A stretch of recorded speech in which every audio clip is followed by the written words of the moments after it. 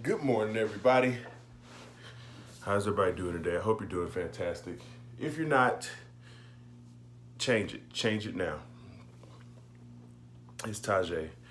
If you didn't know, welcome. Whew. It's been a very long week, guys. A very long week. But I just wanted to share something with you because I don't know, I never really get a chance to come up here and just talk, or never really take a chance to come up here and just give some of the gifts that I have in my journal. And I'm not gonna lie to you, I probably should have had this ready earlier. I remember bookmarking the page, I just don't remember what page it was on. It's neither here nor there though, not at the moment at least. I'll figure it out in just a minute. But it's been a interesting week for me, especially with the fact that I could sit down and do nothing.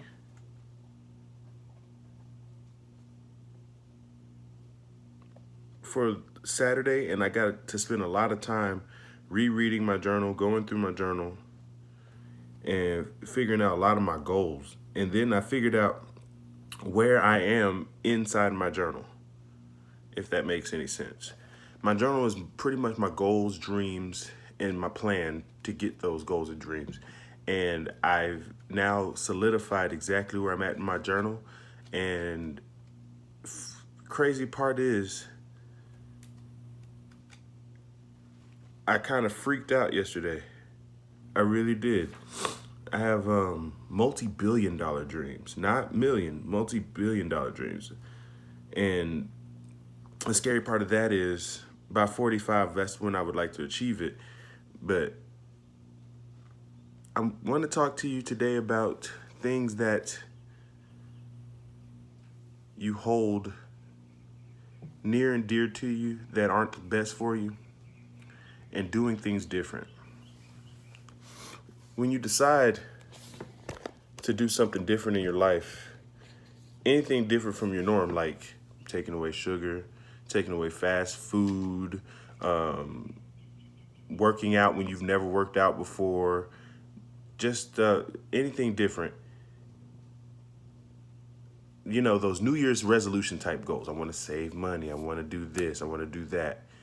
Your mind and body are immediately going to scream in rejection. This is why most people fall off of their goal. If they set a New Year's resolution, they fall off of their goal within 3-4 months. Like right now, the gym is empty. There's nobody in the gym for the most part. The convicted or only the people who are regular gym goers are in the gym right now. The cravings that you have for the things that you want, like to spend extra money that you don't need to spend, to eat food that you don't need to eat, will be stronger than ever. That's their desperate plea. That's your brain's desperate plea to keep you comfortable.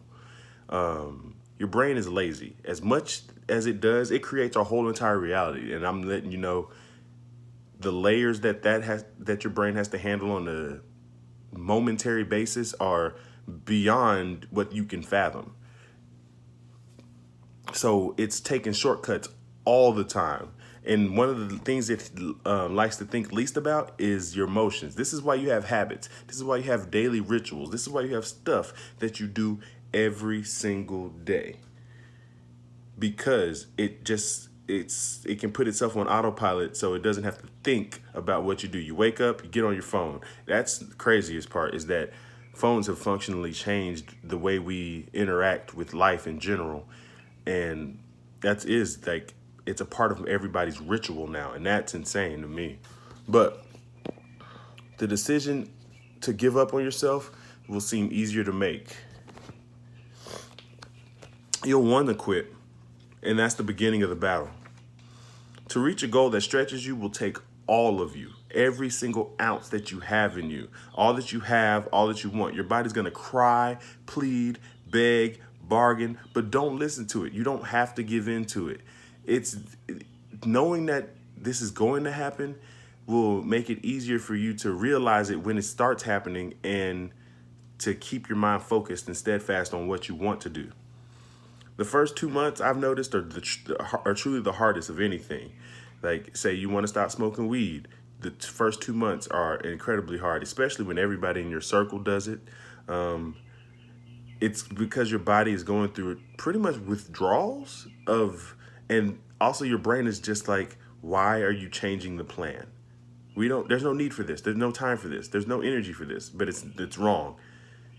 It takes the same amount of energy to do one action as it does the other action. And I'm talking about energy to start it. I'm not talking about to do it, because I understand it takes more energy to lift a 50-pound dumbbell than it does to lift a 5-pound dumbbell. I get that. But it takes the same amount of energy to get to the car to go to the gym that it does to get to the car to go to the fast food restaurant.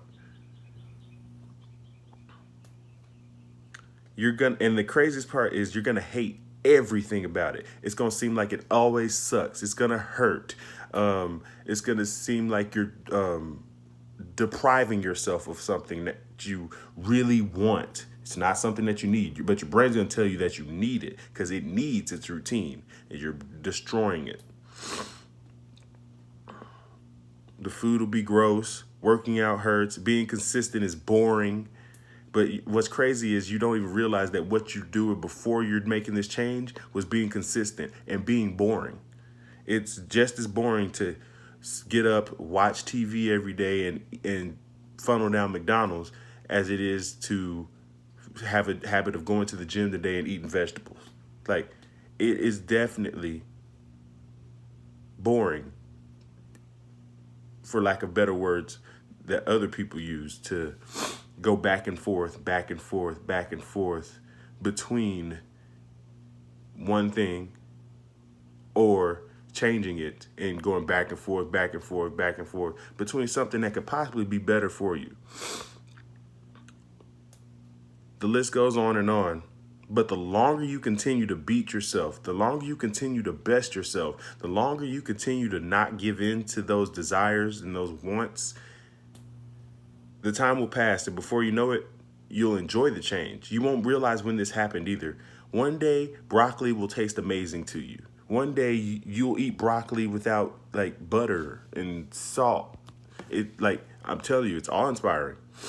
You'll rationalize the change, especially when you see the results. When you see that you're finally doing something, when you see that you're saving more money, you have more money in your bank account, when you see that your face is smaller, when you see your acne stop breaking out, when you see that your feet don't hurt as much, when your joints don't hurt as much because there's not as much weight on them.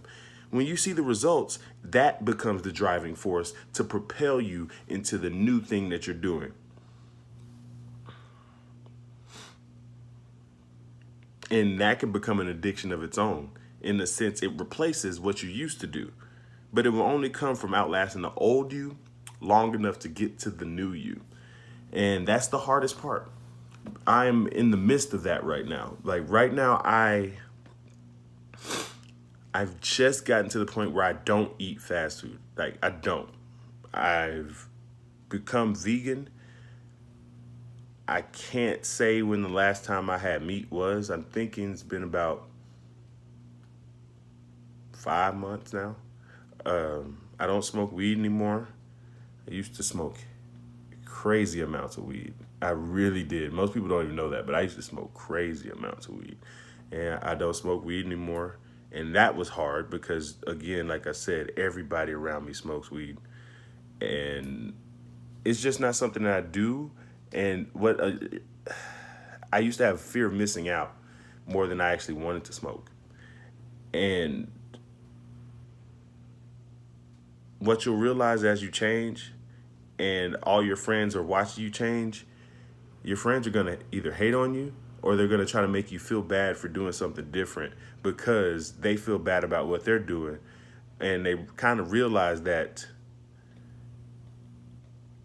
this isn't good for me either, but they don't want to stop and they don't want to take the time to change.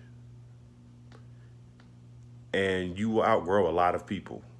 And that's not a bad thing. That doesn't mean they still can't be your friends either. It doesn't mean you still can't hang out with them. It's just y'all won't have the same things in common, and you'll start to break apart why you're really friends in the first place, or if you really should be friends.